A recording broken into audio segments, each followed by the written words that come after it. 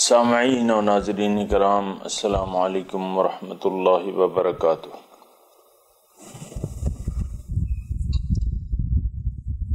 درس قرآن کے سلسلے میں حاضر ہیں۔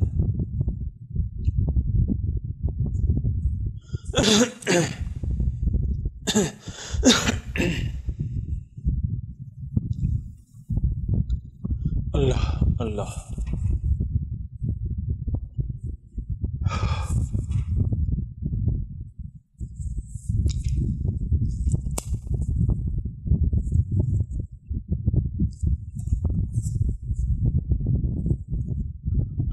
سورہ بقرہ کی آیت نمبر 102 آدھی میں رہ گئی تھی۔ اعوذ باللہ من الشیطان الرجیم، بسم اللہ الرحمن الرحیم۔ واتبعوا ما تتلو الشیاطین علی ملک سلیمان وما کفر سلیمان ولکن الشیاطین کفروا یعلمون الناس السحر وما انزل علی الملکین ببابل ہاروت وماروت وما يعلمان من أحد حتى يقولا إنما نحن فتنة فلا تكفر فيتعلمون منهما ما يفرقون به بين المرء وزوجه وما هم بضارين به من أحد إلا بإذن الله يتعلمون ما يضرهم ولا ينفعهم وَلَقَدْ عَلِمُوا لَمَنِ اشْتَرَاهُ مَا لَهُ فِي الْآخِرَةِ مِنْ خَلَاقٍ وَلَبِئْسَ مَا شَرَوْا بِهِ أَنفُسَهُمْ لَوْ كَانُوا يَعْلَمُونَ وَلَوْ أَنَّهُمْ آمَنُوا وَاتَّقَوْا لَمَثُوبَةٌ مِّنْ عِندِ اللَّهِ خَيْرٌ لَوْ كَانُوا يَعْلَمُونَ۔ وَاتَّبَعُوا، انہوں نے پیروی کی، ما تتلو الشیاطین، جو پڑھتے تھے شیطان سلیمان علیہ السلام کے دور حکومت میں۔ وما کفر سلیمان نے کفر نہیں کیا، ولکن الشیاطین کفروا، لیکن شیطانوں نے کفر کیا۔ یعلمون الناس السحر، جو سکھاتے تھے لوگوں کو سحر۔ وما انزل علی الملکین، اور وہ اس چیز کی پیروی کی جو نازل ہوئی دو فرشتوں پر بابل شہر میں، ان فرشتوں کا نام ہاروت و ماروت تھا۔ وما يعلمان من احد، اور وہ نہیں سکھاتے تھے ان کو، حتیٰ یقولا، یہاں تک کہ ان کو کہہ دیا جاتا، انما نحن فتنۃ، کہ دیکھو ہم تو آزمائش ہیں، فلا تکفر، تم کفر نہ کرو۔ وَيَتَعَلَّمُونَ، تو ان سے وہ سیکھتے تھے، ان دونوں سے وہ سیکھتے تھے، مَا يُفَرِّقُونَ بِهِ، جو تفرقہ ڈالتا تھا بیوی اور شوہر کے درمیان۔ وَمَا هُمْ بِضَارِّينَ بِهِ مِنْ أَحَدٍ، اور یہ نقصان نہیں پہنچا سکتے تھے کسی کو اللہ کے حکم کے بغیر۔ وَيَتَعَلَّمُونَ، اور وہ سیکھتے تھے ان سے، مَا يَضُرُّهُمْ، جو علم ان کو نقصان پہنچاتا تھا، ولا ينفعهم، اور ان کو نفع نہیں دیتا تھا۔ وَلَقَدْ عَلِمُوا لَمَنِ اشْتَرَاهُ، اور ان کو بھی معلوم تھا کہ جو کچھ انہوں نے خرید لیا ہے، مَا لَهُ فِي الْآخِرَةِ مِنْ خَلَاقٍ، اس کا نتیجہ آخرت میں کچھ بھی نہیں ہوگا، آخرت میں اس کا کوئی حصہ نہیں جس نے ایسا عمل کیا۔ وَلَبِئْسَ مَا شَرَوْا بِهِ أَنفُسَهُمْ، اور بہت برا تھا جو خرید لیا انہوں نے اس سے اپنے آپ کو، کاش کہ یہ جانتے۔ وَلَوْ أَنَّهُمْ آمَنُوا، اور اگر یہ ایمان لے آتے، اہل کتاب اگر ایمان لے آتے، وَاتَّقَوْا، اور تقوی اختیار کرتے، تو اللہ کے نزدیک جو اجر تھا، اللہ کے پاس جو اجر ہے وہ تو زیادہ بہتر تھا، کاش کہ یہ جانتے۔ سامعین کرام،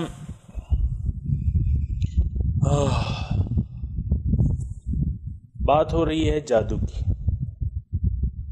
کل بھی اس پہ میں نے بات کی تھی، اور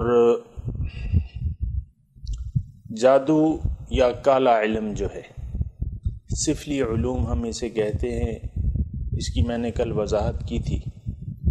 تو بات یہ ہو رہی ہے کہ اگر آپ قرآن پاک کے جو مضمون ہے اس کو دیکھیں تو شروع یہ پچھلی آیت سے یہ آیت ریلیٹڈ ہے اور مربوط ہے، اور آیت کیا ہے؟ وَلَمَّا جَاءَهُمْ رَسُولٌ مِّنْ عِنْدِ اللَّهِ، جب ان کے پاس آیا وہ رسول اللہ تعالیٰ کی طرف سے جو کہ تصدیق کرتا تھا جو تعلیم ان کے پاس تھی، تو پھینک دیا اس کو ایک فریق نے جس کو کتاب دی گئی تھی، اللہ کی کتاب کو انہوں نے پھینک دیا اپنی پیٹھ پیچھے، کأنہم لا یعلمون، گویا کہ یہ جانتے ہی نہیں۔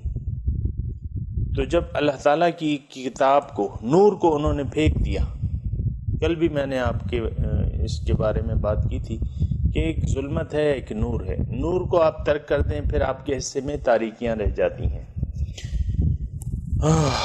تو نور کو تو انہوں نے ترک کر دیا، انہوں نے چھوڑ دیا، اس کو ترک کر دیا، اپنی پیٹھ پیچھے پھینک دیا اور اس کو پسند نہیں کیا۔ اس کی وجوہات تھیں، اس پہ بھی ہم نے بات کر لی ہے، بغی بینہم۔ تو پھر اب تاریکی ان کے حصے میں رہ گئی۔ وَاتَّبَعُوا مَا تَتْلُو الشَّيَاطِينُ عَلَى مُلْكِ سُلَيْمَانَ۔ اب یہ نور جو حضور صلی اللہ علیہ وسلم نور لے کے آئے تھے اور خود نور تھے، تو اس کو تو انہوں نے چھوڑ دیا، اس کو انہوں نے ترک کر دیا، تو اب ان کے حصے میں تاریکیاں رہ گئیں، تاریکی، کالے سفلی علوم جسے ہم کہتے ہیں وہ رہ گئے۔ انہوں نے اس علوم کی پیروی کی، واتبعوا، انہوں نے پیروی کی، ما تتلو الشیاطین علی ملک سلیمان، ان علوم کی جو شیطان جو تھے سلیمان علیہ السلام کی بادشاہی میں پڑھتے تھے۔ اس کے بارے میں تھوڑی سی بات کر چکا ہوں کہ سلیمان علیہ السلام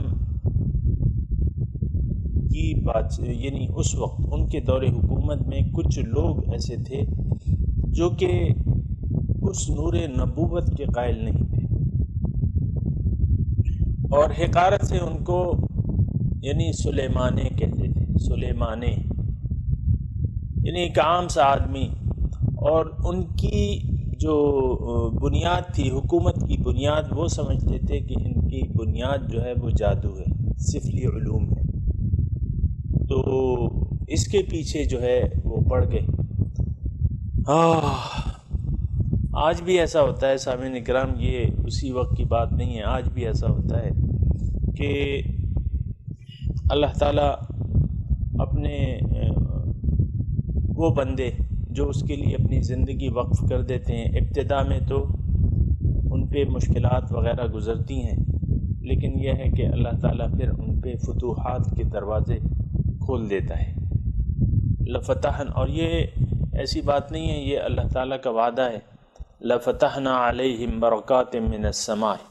اللہ تعالیٰ کہتا ہے کہ جو ایمان والے ہیں ان پہ میں اپنی فتوحات، برکات کی فتوحات کھول دیتا ہوں۔ تو ہمارا سچی بات یہ ہے کہ ہمارا قرآن کے مضامین پہ اتنی توجہ نہیں ہے، جبھی تو ہم ادھر ادھر بھٹک رہے ہیں۔ تو یہ فتوحات جب حاصل ہونا ان اللہ کے بندوں کو ہونے لگتی ہیں، فتوحات، اسے ایک عام تصوف کی زبان میں ایک معروف لفظ ہے، فتوحات جب حاصل ہونا شروع ہوتی ہیں تو پھر یہ ہوتا ہے کہ بعض لوگ یہ سمجھتے ہیں کہ اس کو، یعنی اس کے پاس کوئی ورد ہے یا کوئی ایسا ٹوٹکا ہے یا ایسا کہ اس کے ذریعے یہ فتوحات حاصل کر رہے ہیں۔ تو ایسا ہوتا ہے، میں اس کی تفصیل میں نہیں جاتا، لیکن عام طور پہ پھر لوگ سمجھتے ہیں کہ یہ یعنی ان کے پاس کچھ ایسے وظائف ہیں ان بزرگوں کے پاس جس سے یہ فتوحات حاصل کر رہے ہیں۔ ایسا نہیں ہوتا، اللہ تعالیٰ کا یہ وعدہ ہے، اور یہ بالکل کھول کے اللہ تعالیٰ نے بیان کر دیا ہے کہ ایسی کوئی نہیں ہے۔ اللہ اللہ تعالیٰ اپنی بندوں کی مدد کرتا ہے ہر طریقے سے، وہ تو محبوبان الہی ہو جاتے ہیں نا، تو اللہ تعالیٰ اپنے محبوبوں کو اچھی حالت میں رکھتا ہے، اور یہ اس کا وعدہ ہے فَلَنُحْيِيَنَّهُ حَيَاةً طَيِّبَةً مَنْ عَمِلَ صَالِحًا مِّنكُم مِّن ذَكَرٍ أَوْ أُنثَىٰ فَلَنُحْيِيَنَّهُ حَيَاةً طَيِّبَةً، جو کوئی تم میں سے عمل صالح کرے گا، خواہ وہ مرد ہو یا عورت، تو اس کو میں ایک بہت اچھی زندگی دوں گا۔ سامعین کرام، بہت اچھی زندگی میں آپ کو کہہ چکا ہوں کہ بہت اچھی زندگی سے یہ ہرگز مراد نہیں ہے کہ اس پر دنیا کی نعمتوں کے دروازے کھل جاتے ہیں، لیکن یہ ہے کہ اس کی زندگی بہرحال بہتر ہوتی ہے۔ ابھی چونکہ میرا یہ موضوع نہیں ہے تو اس پر میں بات نہیں کر رہا، میں تو آج کوشش کر رہا ہوں کہ اس مضمون کے بارے میں بات کی جائے۔ تو جب انسان کی نظر اللہ تعالیٰ سے ہٹ جائے اور اللہ تعالیٰ پر اس کے بھروسہ ختم ہو جائے، تو پھر یہ یعنی اس سے پہلے کہ میں آگے بڑھوں، میں آپ کو بتاتا ہوں کہ دنیا میں غلبہ حاصل کرنے کے دو معروف طریقے ہیں۔ ایک تو یہ ہے کہ آپ اللہ کی بندگی اختیار کر لیں کامل، اور اللہ کے قرآن کو لے لیں۔ تو قرآن کی ایسی ایک صفت ہے کہ قرآن جس نے لے لیا وہ غالب رہے گا۔ اللہ اللہ اللہ، کتب اللہ لأغلبن انا ورسلی، یہ اللہ تعالیٰ نے لکھ دیا ہے کہ میں اور میرے رسول غالب رہیں گے۔ کتب اللہ لأغلبن انا ورسلی۔ دوسری جگہ ہے وَلَقَدْ كَتَبْنَا فِي الزَّبُورِ مِن بَعْدِ الذِّكْرِ أَنَّ الْأَرْضَ يَرِثُهَا عِبَادِيَ الصَّالِحُونَ، میں نے نصیحت کے بعد کتابوں میں لکھ دیا ہے کہ زمین کے وارث جو ہے میرے نیک بندے ہوں گے۔ أَنَّ الْأَرْضَ يَرِثُهَا عِبَادِيَ الصَّالِحُونَ، یہ اللہ تعالیٰ کے فیصلے ہیں۔ تو ایک تو یہ ہے کہ قرآن کو اگر ہم لے لیں تو قرآن کبھی مغلوب نہیں ہوتا۔ اگر آپ صاحب قرآن بن جائیں تو پھر آپ غالب ہوں گے۔ صاحبین کرام، بڑا مزے کا نقطہ ہے، اور غور کے لیے بھی ہے، ہمارے لیے بھی ہے، آپ کے لیے بھی ہے، کہ قرآن، اگر آپ مجسم قرآن بن جائیں تو آپ کبھی مغلوب نہیں ہوں گے اپنے دشمن سے۔ دشمن کبھی آپ پر غالب نہیں آ سکتا۔ کیوں؟ یہ تو اللہ کا کلام ہے۔ مجسم قرآن کی میں نے بات کی تو یہ ہو سکتا ہے، ایسی کوئی اچنبے کی بات نہیں ہے۔ حضرت علی رضی اللہ تعالی عنہ فرماتے ہیں کہ انا کتاب القرآن کتاب صامت و انا کتاب ناطق، قرآن جو ہے ایک خاموش کتاب ہے اور میں ایک بولتی کتاب ہوں۔ خود حضور صلی اللہ علیہ وسلم کی ذات جو تھی وہ کیا تھی؟ وہ مجسم قرآن تھے۔ حضرت عائشہ رضی اللہ تعالی عنہا، ان سے کسی نے پوچھا کہ اما یہ بتائیے کہ حضور صلی اللہ علیہ وسلم کا خلق کیسا تھا، ان کے اخلاق حمیدہ کیسے تھے؟ تو انہوں نے سائل سے الٹا سوال پوچھا کہ اما قرأت القرآن، سائل تم نے کیا قرآن کو نہیں پڑھا ہے؟ انہوں نے کہا پڑھا ہے۔ تو کان خلقہ القرآن، کہا کہ ان کا خلق تو قرآن تھا۔ تو سامعین کرام، بات یہ ہے کہ قرآن عمل کے لیے ہے، قرآن قصے کہانیوں کی کتاب نہیں ہے، اور نہ یہ صرف چومنے کے لیے آئی ہے، نہ یہ صرف اس لیے آئی ہے کہ اس کو غلافوں میں بند کر کے تاکہ نسیاں میں آپ رکھ دیں۔ ہم تو خاص مواقع کے لیے اس کا استعمال کرتے ہیں۔ میں یہ نہیں کہتا کہ ایسا استعمال نہیں کرنا چاہیے، لیکن میں یہ ضرور کہہ رہا ہوں کہ قرآن محض اس لیے نہیں ہے کہ آپ اس کو صرف پڑھ لیں، اس کا ناظرہ پڑھ لیں، یا اس کی تفسیر پڑھ لیں، یا ترجمہ پڑھ لیں، یا اس کو حفظ کر لیں، یا اس کو چومیں، یا اس کا ختم مبارک کریں تراویح میں۔ یہ سب کام جائز ہیں، ناجائز نہیں ہیں، لیکن یہ قرآن کے نزول کا یہ مقصد نہیں ہے۔ یہ تو شفاء لما فی الصدور ہے۔ سامعین کرام، سینوں میں جو امراض ہیں اس کا علاج یہ بتاتا ہے۔ تو بات یہ ہے کہ آج یعنی ایک نقطہ میں آپ کو یہ بتاؤں، اگر آپ نے نوٹ کرنا ہے تو نوٹ کر لیں کہ قرآن، مومن جو ہے وہ بولتا قرآن ہے.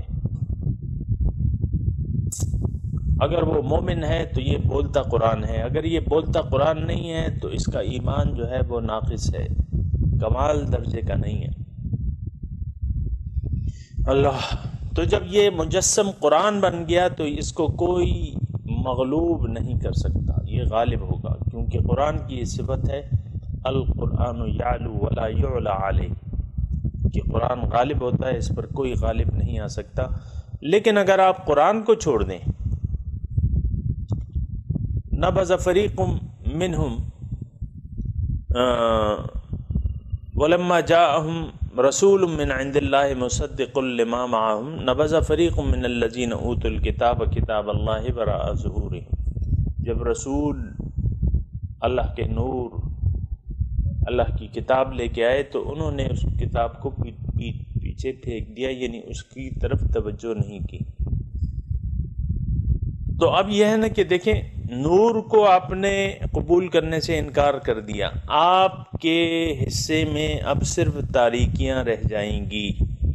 یہ ایک چھوٹی سی بات ہے اور اس کو آپ نوٹ کر لیں، اور ہو سکتا ہے کسی موڑ پر، زندگی کے کسی موڑ پر میری یہ بات آپ کو یاد آئے. اور یہ مختصر بات ہے اور یہ آپ نوٹ کر لیں. اگر قرآن کے نور کو آپ نے چھوڑ دیا، آپ کے حصے میں صرف تاریکیاں رہ جائیں گی، آپ تاریکیوں میں بھٹکتے پھریں گے، تاریکیوں میں بھٹکتے پھریں گے، آپ کو کوئی روشنی کی کرن نہیں نظر آئے گی. وَمَن لَّمْ يَجْعَلِ اللَّهُ لَهُ نُورًا فَمَا لَهُ مِن نُور. اللہ تعالیٰ نے قرآن میں لکھ دیا ہے، جس کے لیے اللہ تعالیٰ نے کوئی نور مقرر نہیں کیا تو اس کے لیے کوئی نور نہیں ہے. اللہ اللہ اللہ اللہ. یہ دیکھیں، اللہ تعالیٰ کا کلام ہم پڑھ رہے ہیں، اس میں یہ نقاط ہیں اور یہ سمجھنے کی ضرورت ہے. اور یہ بہت ہی واضح طور پہ کتاب اللہ وراء ظہورہم، کتاب کو انہوں نے پیٹھ پیچھے پھینک دیا، اب تاریکیاں رہ گئیں. واتبعوا ما تتلو الشیاطین علی ملک سلیمان. سلیمان علیہ السلام کے عہد میں جو کچھ پڑھا جاتا تھا، شیطان پڑھتے تھے، تو وہ انہوں نے اس کو اختیار کر لیا، یعنی جادو، ٹونے ٹوٹکے، جھاڑ پھونک، کوڈے، اس کو استعمال کر لیا. اب اللہ تعالیٰ فرما رہا ہے ما کفر سلیمان. یہ یہود جو تھے سلیمان علیہ السلام کو جادوگر سمجھتے تھے، یعنی ان کا یہ عقیدہ تھا، پیغمبر نہیں مانتے تھے، ان کو جادوگر سمجھتے تھے کہ انہوں نے یہ حکومت جو کی ہے یہ جادو کے زور پہ کی ہے. اس کی ایک لمبی تاریخ ہے، لیکن یہ ہے کہ اب اس تفصیل میں نہیں جانا چاہتا، لیکن وہ بھی ایک دکھ بھری داستان ہے کہ آپ اپنے پیغمبر کو پر الزام لگانا شروع کر دیں، اور وہ بھی الزام انتہائی گھٹیا الزام. اس سے اور کیا ہو جاتا ہے کہ سلیمان علیہ السلام اپنی حکومت جادو یعنی کالے علم کے ذریعے کرتے تھے. انہوں نے یہ جو حکومت کی ہے یہ تو اللہ تعالیٰ نے ان کو عطا فرمائی تھی. تو یہ ایک گھٹیا الزام وہ اپنے اس پر لگاتے تھے. تو اسی لیے اللہ تعالیٰ فرما رہے ہیں کہ ما کفر سلیمان علیہ السلام نے تو جادو اختیار کر کے کفر نہیں کیا، وہ جادو نہیں تھا، وہ تو اللہ تعالیٰ کی عطا تھی، اس کی دین تھی، ان کی حکومت اللہ تعالیٰ نے ان کو عطا کی تھی. انہوں نے کفر نہیں کیا تھا، لیکن کفر کس نے کیا تھا؟ شیطانوں نے کفر کیا تھا. یعلمون الناس السحر، جو لوگوں کو سکھاتے تھے، سحر سکھاتے تھے. اور وما انزل علی الملکین، اور وہ جو نازل یعنی اس کی پیروی کی جو نازل ہوا فرشتوں پر، 2 فرشتوں پر بابل شہر میں. ان کے نام فرشتوں کی کیا تھے؟ ہاروت یا ماروت، ہاروت و ماروت. یہ کیا قصہ ہے ہاروت و ماروت کا؟ یہ ملکین. دیکھیں ایک بات نوٹ کر لیں، شیطان عربی میں شیطان جو ہے وہ ہر بری چیز کو شیطان کی طرف سے یاد کیا جاتا ہے یا نسبت کی جاتی ہے. یہاں اللہ تعالیٰ شیطان اور فرشتہ ہو سکتا ہے، یعنی شیطان بھی اپنا بھیس بدل سکتا ہے، اور ہوا ہے ایسا، ہماری احادیث سے یہ ثابت ہے کہ شیطان بھیس بدل کے آیا حضرت ابو ہریرہ کے پاس اور ان سے. تو اس میں زیادہ بحث کی بھی ضرورت نہیں ہے اور زیادہ اتنی تفصیلات کی بھی ضرورت نہیں ہے. تو شیطان صفت لوگ بھی ہو سکتے ہیں. قرآن سے سب من یوسوس فی صدور الناس من الجنۃ والناس، کہ وہ لوگوں کے دلوں میں وسوسہ ڈالتے ہیں، اور وہ جنات میں سے بھی ہیں اور انسانوں میں سے بھی ہو سکتے ہیں.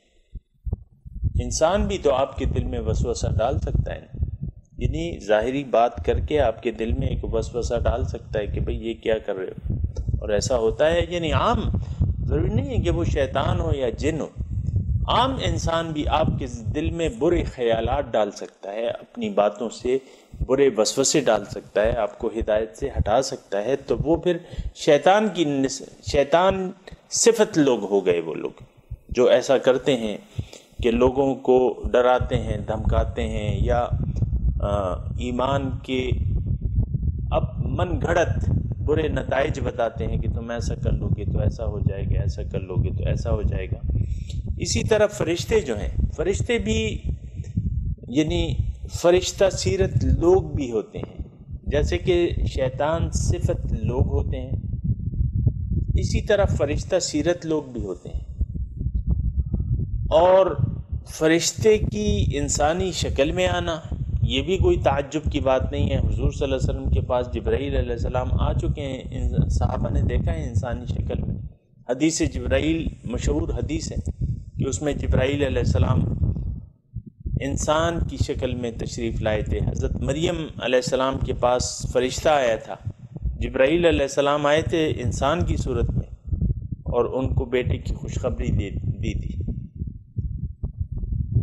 تو یہ ہو سکتا ہے شیطان اور جن، یہ تو ثابت ہے کہ یہ بھیس بدل سکتے ہیں، صورت اپنی بدل سکتے ہیں، اس میں اتنی پریشانی کی کوئی بات نہیں ہے. اور فرشتہ سیرت لوگ بھی ہو سکتے ہیں، ضروری نہیں ہے کہ وہ فرشتے ہی ہوں، لیکن فرشتہ سیرت یعنی اچھے لوگ، نیک لوگ. تو ملکین ببابل ہاروت جو نازل ہوا ملک دو فرشتوں پر، یعنی یا تو فرشتہ سیرت لوگ تھے، وہ بزرگ تھے، اور یا جو تھے فرشتے تھے اللہ تعالیٰ نے بھجوائے تھے، ان کو وہ علوم دیے تھے. یہ کیا چکر ہے؟ تو اس میں تھوڑی سی تفصیل یہ ہے کہ سلیمان علیہ السلام کے بعد، سلیمان علیہ السلام تقریباً 400 سال بعد جو تھی آئے تھے، اور ان کو اللہ تعالیٰ نے، ان سے پہلے حضرت داؤد علیہ السلام تھے، وہ بھی بادشاہ بھی تھے، نبی بھی تھے. حضرت سلیمان علیہ السلام بادشاہ بھی تھے، نبی بھی تھے. ان کے جانے کے بعد پھر حکومت میں اختلاف، ٹھیک ہے نبوت تھی لیکن نبوت پھر چلی گئی، لیکن اس کے بعد ان قوم میں اختلاف آ گئے، اختلافات، اور وہ اخلاقی برائیوں کا شکار ہو گئی اور اتنی پستی میں گر گئی کہ باہر سے روم والے آئے اور ان کے بیت المقدس کو اجاڑ دیا، تمام مذہبی کتابوں کو جلا دیا، بہت سارے لوگوں کو قتل کر دیا، اور 70,000 لوگوں کو وہ قیدی بنا کر، غلام بنا کے وہ اپنے شہر لے گئے، عراق، بغداد، اور اس میں بابل ایک شہر تھا. بابل عراق تقریباً اسی میں ہے، عراق میں جو ہے کیا ہے، بابل ہے، بابل ایک شہر کا نام ہے. تو وہ ان میں ایک نبی بھی تھے، یعنی کچھ نبی بھی ان کے ساتھ چلے گئے تھے. اور نبی آپ کو پتہ ہے کہ چونکہ نبوت تو ختم نبوت نہیں ہوئی تھی، تو ایک ہی وقت میں بہت سارے نبی یعنی اللہ تعالیٰ نبوت دے دیتا اسی ایک شریعت کے تحت. تو اس میں ذوالکفل نبی بھی تھے، ان قیدیوں میں 70,000 قیدیوں میں ذوالکفل نبی بھی تھے، وہ بھی قید ہو کے، اور اسی طرح پھر آپ کو پتہ ہے حضرت عزیر علیہ السلام تقریباً 100 سال جو ہے وہ 100 سال انہوں نے غلامی میں گزارے، پھر اس کے بعد جو تاریخ ہے وہ تو ہے اپنی جگہ۔ تو وما انزل، اچھا جب یہ غلام بنا لیے گئے، ان کا قبلہ جو ہے وہ ہل چلا کے زمین کے برابر کر دیا گیا بیت المقدس، مذہبی کتابیں جلا دی گئیں، اور تو غلامی کا یعنی غلام، اب غلام جو ہے وہ تو غلام اور پھر قیدی، تو ان میں اخلاقی گراوٹ تو پہلے سے تھی، لیکن اب جب یہاں آئے تو انہوں نے جو ہے یعنی وہی سفلی علوم اپنے ساتھ لائے تھے، تو اس کو اپنے کاموں کے لیے، جائز ناجائز کاموں کے لیے وہ استعمال کرتے تھے۔ تو یہ ہاروت و ماروت جو تھے، یا تو یہ دو فرشتے تھے جو اللہ تعالیٰ نے مخلوق کی، یعنی تھے تو نام لیوا، تو یہ اسلام کے نام لیوا تھے، تو اللہ تعالیٰ نے ان کے لیے ہاروت و ماروت کو بھجوایا، یا ان میں دو بزرگ تھے، انہوں نے جائز جو علوم تھے وہ لوگوں کو اپنے کاموں کی مطلب براری کے لیے، لوگوں کو، چونکہ ان کے لیے ان کی حکومت بھی نہیں تھے، ان کے ظاہر ہے کہ حکام کے ساتھ کام پیش آتے تھے، تو جائز کاموں کے لیے۔ اور یہ ایک سامعین کرام ایک اختلافی مسئلہ ہے، بعض لوگ جو ہیں وہ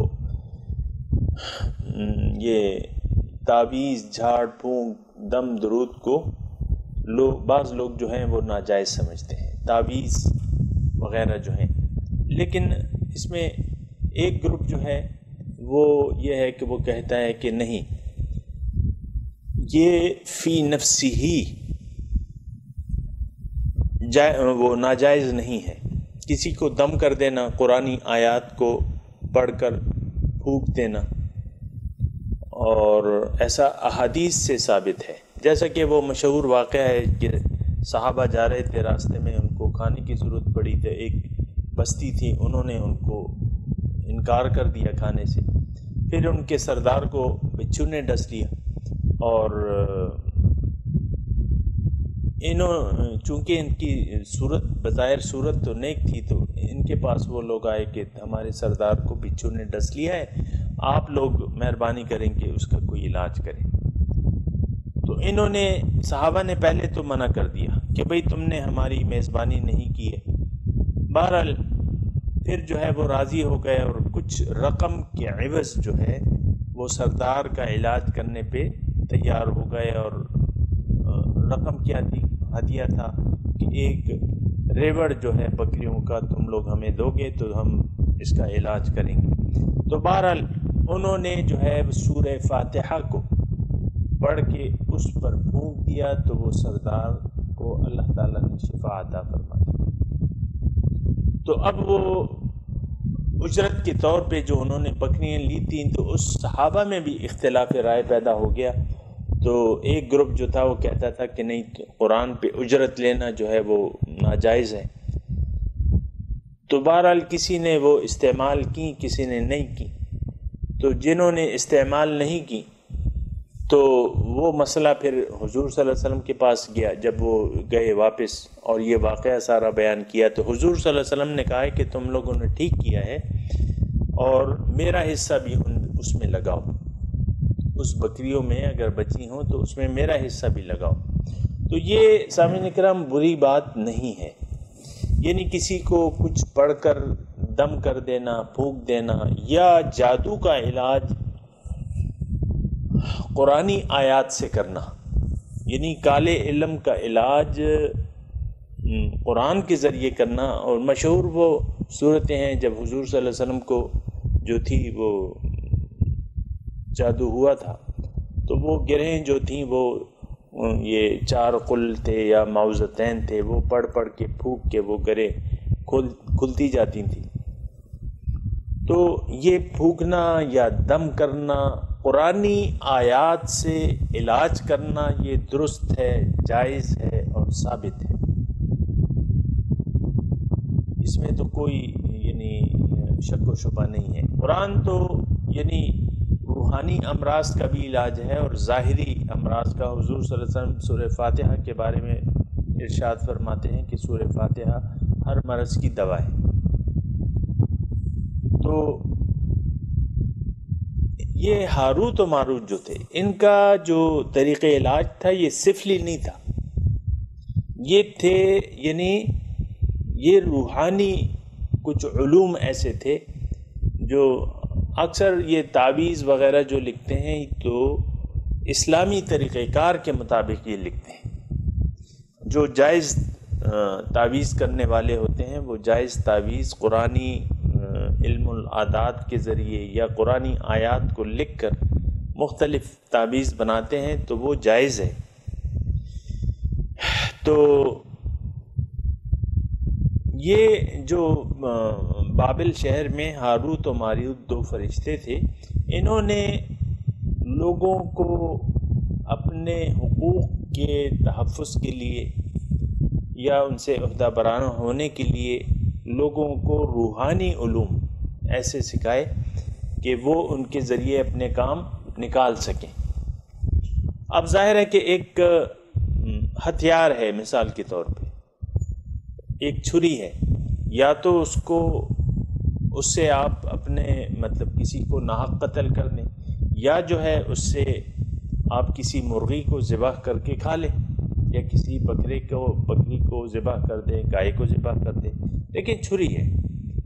اب اس کا استعمال اس کو جائز یا ناجائز بناتا ہے، استعمال جائز یا ناجائز ہو سکتا ہے بذات خود، وہ تو ایک ہتھیار ہے۔ اسی طرح یہ باطنی علوم ہیں، اس میں جو روحانی مختلف وظائف ہیں، اس کا ناجائز استعمال جو ہے وہ غلط ہے۔ جائز طریقے سے اگر آپ اس کو استعمال کرتے ہیں، پڑھتے ہیں، پھونکتے ہیں، کسی پر دم کرتے ہیں تو وہ تو درست ہے، لیکن اس کا ناجائز استعمال ظاہر ہے کہ ایک ہتھیار ہے، مثال کے طور پہ اس کا اگر آپ ناجائز استعمال کریں گے تو وہ پھر غلط ہوگا، اس کا استعمال ناجائز استعمال غلط ہوگا۔ تو وہ علوم تو تھے اور صحیح علوم تھے، ما انزل، کیونکہ یہ فرشتے تھے یا بزرگ تھے، لیکن ان کو غلط طریقوں سے استعمال کرتے تھے، غلط مقاصد کے لیے ان کے وظائف کو، ان کی تعویذوں کو غلط مقاصد کے لیے استعمال کرتے تھے۔ جب ان کو کچھ بتاتے، شرعی طور پہ جو درست ہوتا وہ بتاتے، تو ان کو کہتے کہ بھئی دیکھو اس کا یہ جو ہے یہ تمہاری آزمائش ہے، اس سے تم غلط فائدہ نہ اٹھانا، لیکن وہ غلط فائدہ اٹھاتے تھے اس سے، اب آزمائش میں فیل ہو گئے۔ تو یہ واقعہ ہے۔ تو اب آپ سنیں کہ وَمَا أُنزِلَ عَلَى الْمَلَكَيْنِ بِبَابِلَ هَارُوتَ وَمَارُوتَ، اور جو نازل کیا گیا دو فرشتوں پر بابل شہر میں، ہاروت و ماروت ان کا نام تھا۔ اس کے سلسلے میں آپ کو بتا چکا ہوں کہ اس کے علاوہ اور کوئی حقیقت نہیں تھی ان کی، نہ کوئی زہرہ تھی، نہ مشتری تھی، اور نہ یہ فرشتے جو تھے وہ کسی غلطی کا شکار ہوئے، ایسی بات نہیں ہے، اور وہ ساری من گڑت قصے اور کہانیاں ہیں۔ فرشتے جو ہیں وہ تو اللہ تعالیٰ کی ایسی مخلوق ہیں کہ جو اس کے حکم سے سرتابی نہیں کر سکتی، وَيَفْعَلُونَ مَا يُؤْمَرُونَ، جو ان کو حکم دیا جاتا ہے وہی کرتے ہیں۔ تو وہ اپنے ذہن سے نکال دیں کہ کوئی ایسے واقعات ہوئے ہیں، اور جو ہوا ہے وہ میں نے آپ کو بتا دیا۔ وَمَا يُعَلِّمَانِ مِنْ أَحَدٍ، اور کسی کو وہ تعلیم نہیں دیتے تھے، حَتَّى يَقُولَ إِنَّمَا نَحْنُ فِتْنَةٌ فَلَا تَكْفُرْ، وہ کہتے، یہاں تک کہ وہ کہتے کہ بھئی ہم تو آزمائش ہیں۔ آزمائش کیا ہے کہ آپ کے ہاتھ میں ایک ہتھیار ہے، تو اگر آپ کے سامنے دشمن کھڑا ہے تو دشمن کو تو بخشش کرنی چاہیے، لیکن آپ اس ہتھیار سے اس کو وار کر دیتے ہیں اور بغیر کسی وجہ کے۔ تو ہم جو ہے فتنہ ہے، یعنی جو ہم آپ کو تعلیم دکھا رہے ہیں اس کا ناجائز استعمال بھی ہو سکتا ہے، لہٰذا فلا تکفر، تم لوگ ان کا ناجائز استعمال نہ کرو۔ فَيَتَعَلَّمُونَ مِنْهُمَا، تو وہ سیکھتے تھے ان سے، مَا يُفَرِّقُونَ بِهِ بَيْنَ الْمَرْءِ وَزَوْجِهِ، جو تفریقہ ڈالتا ان کے میاں بیوی کے درمیان، جو تفریقہ ڈالتا، تو وہ علوم ان سے سیکھتے۔ یا دیکھیں اس میں کوئی ایسی بات نہیں ہے، یعنی اس علوم کا غلط استعمال کرتے۔ وما هم بضارین بہ من احد الا باذن اللہ، اور وہ حقیقت میں کسی کو نقصان نہیں پہنچا سکتے تھے اللہ کے حکم کے علاوہ۔ ہوتا تو وہی ہے سامعین کرام، اللہ تعالیٰ کے دار اختیار سے کوئی چیز باہر نہیں ہے۔ ان الحکم الا للہ، فیصلہ جو ہے وہ اللہ تعالیٰ کرتا ہے۔ خیر اور شر کا مالک یہ عقیدہ رکھنا چاہیے کہ خیر اور شر کا مالک ایک ذات ہے، وہ اللہ تعالیٰ کی ذات ہے۔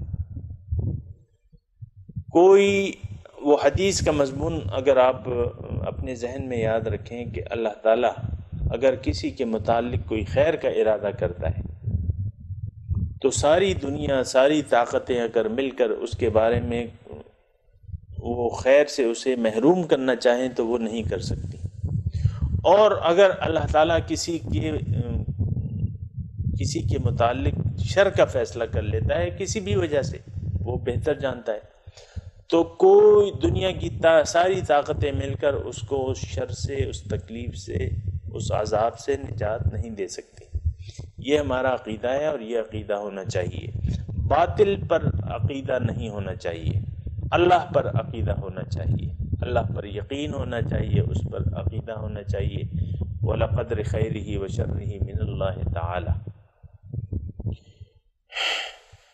تو وَلَقَدْ عَلِمُوا لَمَنِ اشْتَرَاهُ مَا لَهُ فِي الْآخِرَةِ مِنْ خَلَاقٍ، ان کو بھی معلوم تھا کہ جو یہ خرید رہے ہیں، یعنی جو یہ استعمال، جن مقاصد کے لیے یہ اس تعلیم کو استعمال کر رہے ہیں، یعنی برے مقاصد کے لیے، ناجائز مقاصد کے لیے، تو ایسا مقصد استعمال کرنے، ان مقاصد کے لیے ان علوم کو استعمال کرنے والا جو ہے اس کا آخرت میں کوئی حصہ نہیں۔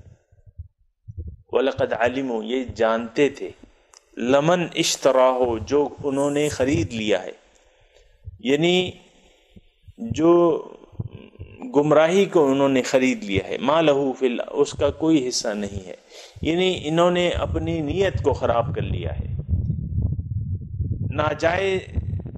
جائز چیزیں ناجائز کاموں کے لیے آپ استعمال کرنے لگیں تو یہ استعمال جو ہے وہ برا ہے۔ وَلَبِئْسَ مَا شَرَوْا بِهِ أَنفُسَهُمْ، اور بہت برا ہے جو انہوں نے خرید لیا اس کو اپنی جانوں کے بدلے، یعنی اپنے ظاہری فائدے کو لے لیا اور باطنی فائدے کو نظر انداز کر دیا، تو یہ بہت برا ہے۔ لَوْ كَانُوا يَعْلَمُونَ، کاش کہ یہ جانتے۔ سامعین کرام، یہ صرف یہود کی بات نہیں ہے، اور اگر اس کو ہم اپنے لیے سبق تلاش کریں تو کیا ہوتا ہے کہ ہم بھی دنیا کو ترجیح دے کے آخرت کو اس پر قربان کر دیتے ہیں، ظاہری فائدے کو اخروی فائدے پر ترجیح دے دیتے ہیں، ظاہری فائدے کے لیے اخروی فائدے کو نظر انداز کر دیتے ہیں، اور یہ ایسی یعنی گمراہی کو خرید لینا، ہدایت کو بیچ ڈالنا، ہدایت کے بدلے گمراہی کو خرید لینا۔ سامعین کرام، یہ تھوڑا سا اگر آپ یہاں رک کر سوچیں تو آج ہم تقریباً معاشرے کے اکثر افراد جو ہیں اس کار بد میں مشغول ہیں اور کر رہے ہیں کہ ہم نے معاشرے کی میں بات کر رہا ہوں، ہمارے معاشرے نے گمراہی کو ترجیح دے دی ہے، ہدایت کو چھوڑ دیا ہے۔ اللہ کی ہدایت کیا ہے؟ قرآن ہے، اور یہ تو ہم بات کرتے رہتے ہیں کہ قرآن جو ہے وہ ہدایت کی کتاب ہے، تو یہ بہت بری بات ہے۔ اور ایسے لوگوں کا آخرت میں کوئی حصہ نہیں ہے۔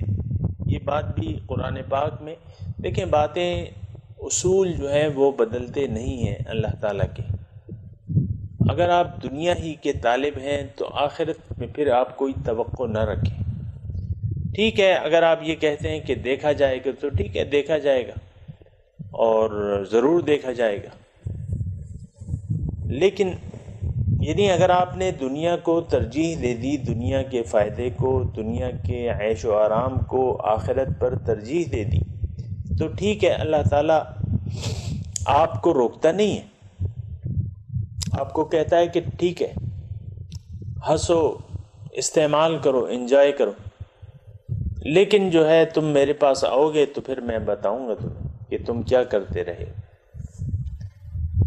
تو یہ بہت بری بات ہے، اور یہ سامعین کرام صرف یہود کا قصہ نہیں ہے، ہم نے بھی خرید ہی لیا ہے۔ میں ضروری نہیں ہے کہ وہ یعنی وہی دیکھیں، اس قصے سے عبرت حاصل کرنی چاہیے۔ انہوں نے نور کو ترک کر دیا، یہ تو بالکل واضح بات ہے، اور ہم نے بھی نور کو ترک کر دیا ہے۔ اللہ کی کتاب اللہ کا نور ہے، اللہ کے رسول وہ نور ہے۔ یعنی نور کا یہ مطلب نہیں وہ جو اختلافی مسئلہ وہ چلتا ہے کہ حضور صلی اللہ علیہ وسلم نور ہیں یا بشر ہیں، تو یہ اس کی میں بات نہیں کر رہا۔ نور کا مطلب ہے لائٹ، علم جو ہے وہ روشنی ہے۔ حضور صلی اللہ علیہ وسلم ہمیں ہدایت دینے والے ہیں، علم کی روشنی انہوں نے ہمیں دی ہے۔ قرآن خود نور ہے، لائٹ ہے، اس کے ذریعے جو ہے ہم حق و باطل میں تمیز کر سکتے ہیں، یہ فرقان ہے۔ ہم نے تو افسوس کی بات یہ ہے کہ بس اس بات کو جھگڑا بنا لیا ہے کہ پنجاب میں آپ دیکھیں کہ اس بات پہ بہت سے جھگڑے ہوتے ہیں کہ حضور صلی اللہ علیہ وسلم جو ہے نور، کوئی کہتا ہے نور ہے، کوئی کہتا ہے بشر ہے۔ اللہ اللہ اللہ، ایک شعر اس میں یاد آ گیا کہ محمد سر حق ہے، کوئی اسے کیا جانے، ظاہر میں تو بشر ہے، حقیقت میں خدا جانے۔ محمد سر حق ہے، کوئی اسے کیا جانے، ظاہر میں تو بشر ہے، انما انا بشر مثلکم، میں تو تمہاری طرح کا انسان ہوں، حقیقت میں خدا جانے۔ تو ان کے مرتبے کا اندازہ لگانا، وہ تو بہت بڑی ہستی ہیں، لیکن ہم نے اپنے مرتبے کا اندازہ لگایا ہے کبھی کہ ہم کیا چیز ہیں؟ ہم تو اپنے آپ کو بھی نہیں پہچانتے، تو حضور صلی اللہ علیہ وسلم کی پہچان، پھر اللہ تعالیٰ کی پہچان، یہ بہت بڑی بات ہے۔ تو ان باتوں میں الجھنا نہیں چاہیے کسی کو، اور پہلے تو تم اپنے آپ کو تو پہچانو کہ تم کیا چیز ہو۔ اللہ اللہ۔ تو وَلَبِئْسَ مَا شَرَوْا بِهِ أَنفُسَهُمْ لَوْ كَانُوا يَعْلَمُونَ۔ سامعین کرام، یہ یعنی اگر آپ کہتے ہیں کہ یار یہ تو یہودیوں کے لیے ہے، تو پھر ٹھیک ہے، آپ پھر قرآن کھول کیوں رہے ہیں؟ قرآن کو پڑھ کیوں رہے ہیں؟ قرآن ہمارے لیے ہدایت ہے، ہدن للمتقین، ہدایت ہے اس میں متقیوں کے لیے، تو اس سے ہدایت لینی چاہیے۔ اور جس طرح میں آپ کو کہہ رہا ہوں تو اس طرح ہم نے کر چکا ہے۔ کتاب اللہ جو ہے ہم نے پیٹھ پیچھے پھینک دی ہے، کتاب اللہ وراء ظہور، دیکھیں بالکل واضح الفاظ ہے، کتاب اللہ وراء نبذ فریق من الذین اوتوا الکتاب، پھینک دیا اس کو ایک گروپ نے جن کو کتاب دی گئی تھی۔ آج ہمیں کتاب نہیں دی گئی، قرآن ہم اہل کتاب ہم نہیں ہیں، کتاب اللہ وراء ظہور، اللہ کی کتاب انہوں نے پیٹھ پیچھے پھینک دی، کأنہم لا یعلمون، گویا کہ وہ جانتے ہی نہیں ہیں۔ اسی طرح سامعین کرام ہمارا معاملہ ہے، قرآن گویا کہ ہم جانتے نہیں ہیں۔ یہ ہوگی اچھے اچھوں کا یہ کہنا ہے کہ بھئی یعنی پہلے تو ہمارے شیخ کہتے تھے، پہلے تو جو علماء تھے وہ یہ کہتے تھے کہ عوام کو قرآن نہ سکھاؤ، یہ سیکھ لیں گے تو پھر تم پہ چڑھ دوڑیں گے، ان کو قرآن نہ سکھاؤ۔ بعض یہ کہتے ہیں قرآن تو بڑی مشکل کتاب ہے سمجھنے کے لیے، بڑی مشکل کتاب ہے۔ قرآن مشکل کتاب نہیں، قرآن آسان کتاب ہے، لیکن آپ ایک استاد سے تو پڑھیں نا اس کو، کسی صاحب قرآن سے آپ پڑھیں تو یہ بڑی آسان کتاب ہے۔ اب یہ دیکھیں اللہ کی توفیق اور شیخ کی مہربانی سے میں نے آپ کو کتنے نقطے بیان کر دی جو کہ عام، دیکھیں یہی مضمون آپ کسی تفسیر میں پڑھیں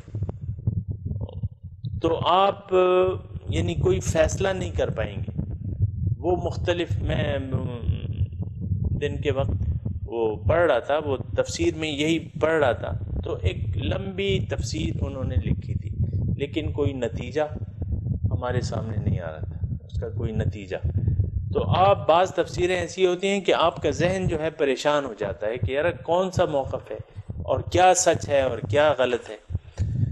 تو بات یہ ہے کہ قرآن یعنی صرف تفسیروں سے آپ نہیں سمجھ سکتے۔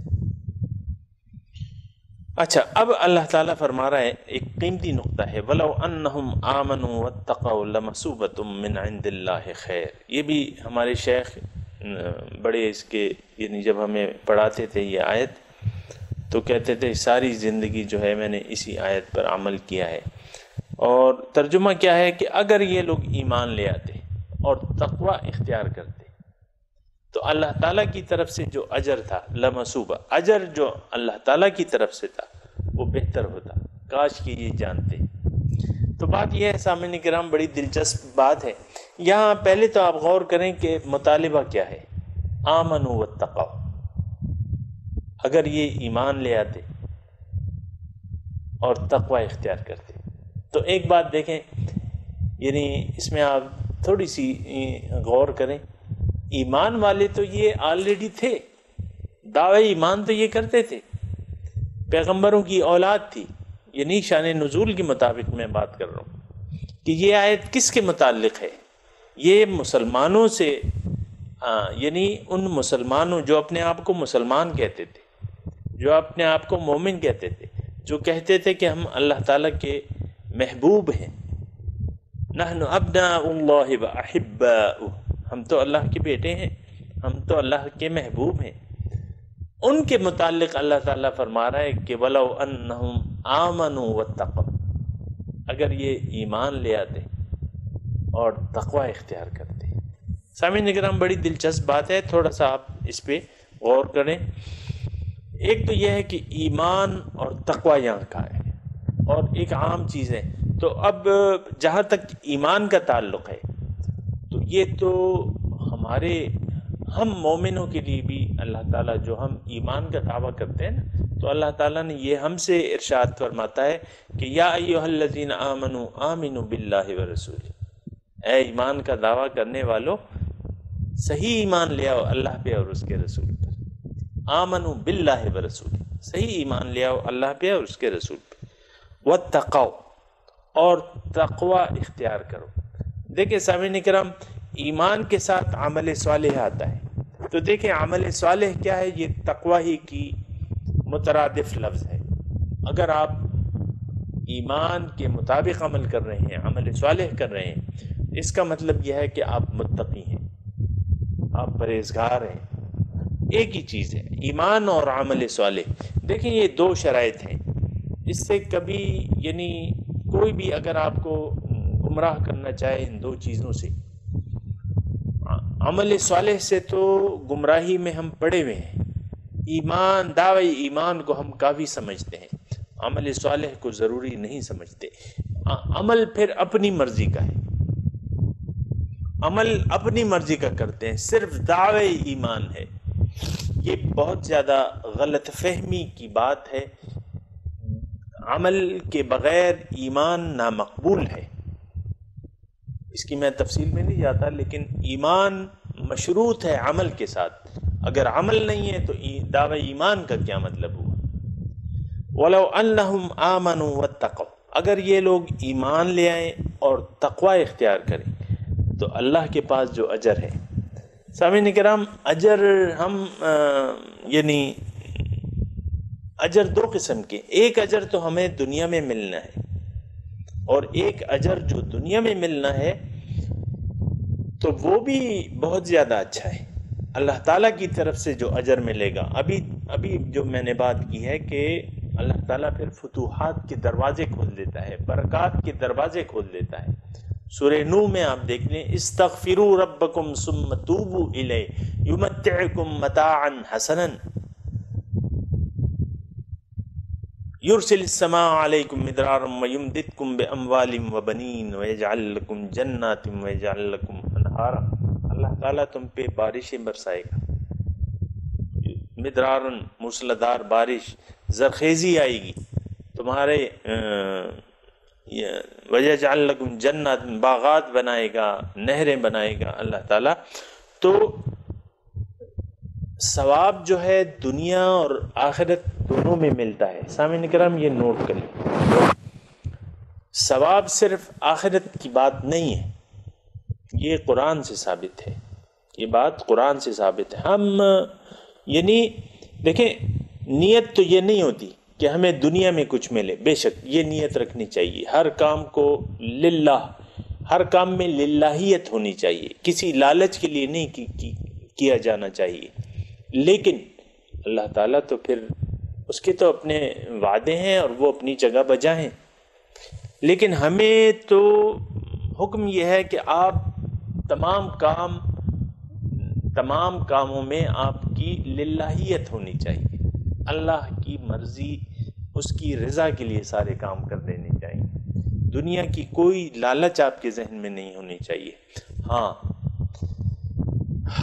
آخرت کی لالچ، اور آخرت میں کیا ہے؟ اللہ تعالیٰ ہی ہے، اللہ تعالیٰ کی ذات ہے، اور کیا ہے؟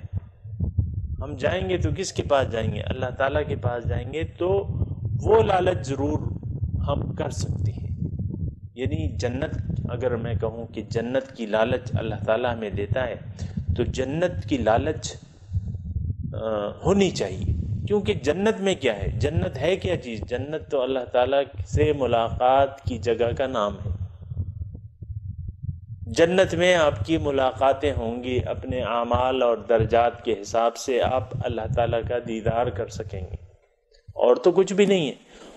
اگر کچھ ہے بھی تو اس نعمت کے مقابلے میں ہیچ ہے، اگر کچھ ہے بھی تو اس نعمت کے مقابلے میں ہیچ ہے۔ اور حضور صلی اللہ علیہ وسلم اسی بارے میں، اسی تناظر میں کہتے ہیں کہ دیکھو، الدنیا لکم والعقبی لکم والمولا لی، دنیا بھی تمہاری، عقبہ بھی تمہاری، میرے لیے مولا کافی۔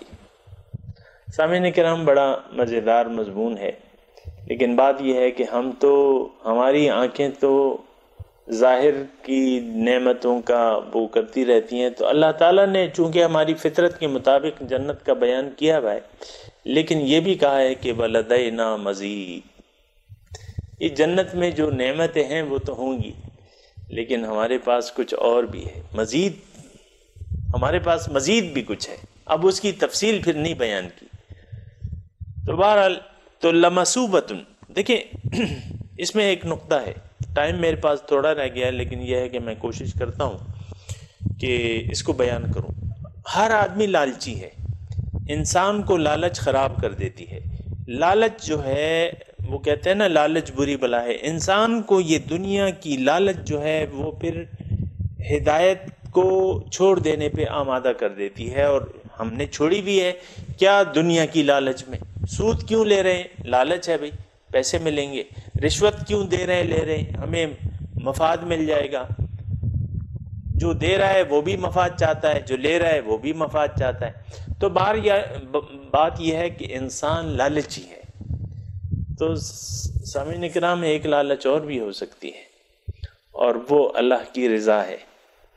وَرِضْوَانٌ مِّنَ اللَّهِ أَكْبَرُ، اللہ کی رضا جو ہے یہ ایک بہت بڑی لالچ ہے، اور بہت حقیقی لالچ ہے۔